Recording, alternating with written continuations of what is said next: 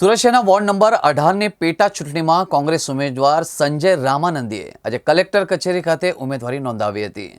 ઉમેદવારના ફોર્મ ભરવા માટે મોટી સંખ્યામાં કોંગ્રેસના કાર્યકરો જોડાયા હતા।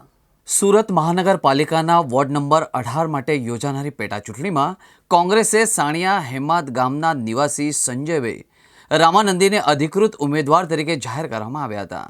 સંજયભાઈ અગાઉ સાણિયા હેમાદ ગામના ડેપ્યુટી સરપંચ રહી ચૂક્યા છે અને તેમના કાર્યકાળ પૂરો થયા બાદ તેમની પત્ની પણ સરપંચ તરીકે સેવા આપી ચૂક્યા છે। આ વિસ્તાર હવે સુરત મહાનગરપાલિકામાં સામેલ થયો છે અને આગામી ચૂંટણી માટે કોંગ્રેસ દ્વારા એક મજબૂત દાવેદાર તરીકે સંજયભાઈનું નામ જાહેર કરવામાં આવ્યું છે। આજે સુરત કલેક્ટર કચેરી ખાતે કોંગ્રેસના ઉમેદવારે પોતાની ઉમેદવારી નોંધાવી હતી। હું સરપંચ ડેપ્યુટી સરપંચ તરીકે પણ સેવા બજાવી છે મારા ગામમાં। ત્યાર પછી મારા વાઈફે પણ સરપંચ તરીકે સેવા બજાવી છે અને સણિયા ગામમાં હું રહું છું।